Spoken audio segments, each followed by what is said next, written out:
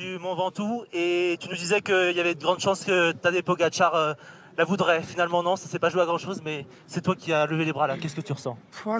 C'est difficile à dire, c'est incroyable. Mais même ce matin, j'y croyais pas, je pensais pas vraiment à l'échapper. Je pensais que Pogacar allait vraiment jouer la victoire. Après, ils ont essayé au début, mais un gros groupe est parti et finalement, c'était pas possible pour eux de contrôler, je pense. Et voilà, c'est incroyable, j'ai du mal à réaliser encore. Ce mano à mano avec Ben et puis ceux qui vous ont rejoint, comment tu as géré là, ce dernier kilomètre?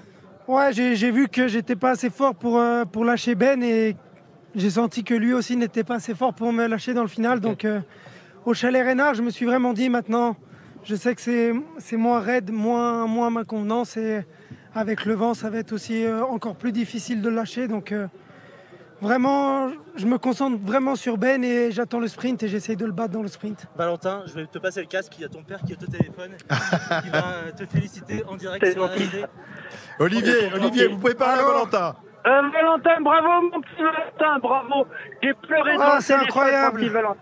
J'ai pleuré les 4 km, j'ai pleuré, bravo. Bravo, je vais rentrer à la J'imagine. Et on va faire avec papy, mamie, on va arroser ça et vraiment bravo. Profitez bien. Ouais, et je viens de voir samedi matin au départ à Nantua, d'accord? Ok. On s'appelle ce soir. On s'appelle tout à l'heure, c'est mieux pour le temps.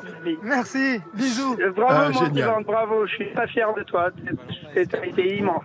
Pour ouvrir son compteur sur le Tour de France. C'est génial. Super moment. Peut-être l'Alpe d'Huez? Non, je ne sais pas. C'est incroyable. Je pense quand on pose la question à des étrangers quel col tu connais en France, ils disent soit le Ventoux, soit l'Alpe d'Huez, je pense. Donc c'est vraiment incroyable de gagner ici et ouais, je réalise pas. Tu peux nous raconter globalement la journée? Juste, tu étais dans ce gros groupe, ça part devant avec Julien notamment, tu n'y es pas, comment tu as géré un petit peu l'ensemble de la journée? Ouais, c'est vrai qu'au début j'étais vraiment pas concentré sur l'échappée, j'étais là, je regardais un peu ce qui se passait, mais je me disais ouais, ça sert à rien, UAE va contrôler, ça sert à rien d'être devant. Puis finalement un gros groupe est parti, j'ai réussi à faire le jump avec Timen Arensman, on est rentré devant et ensuite j'ai tout de suite dit à Ilan et Pascal que je me sentais vraiment super bien, donc je pensais pouvoir gagner dans ce groupe-là. Et voilà, ensuite, quand ce petit groupe est parti, Pascal était devant, mais l'équipe a fait le choix de le faire relever pour rouler pour moi derrière, et je pense que c'était la bonne. Voilà la réaction de Valentin, pareil. Ensuite à Pascal.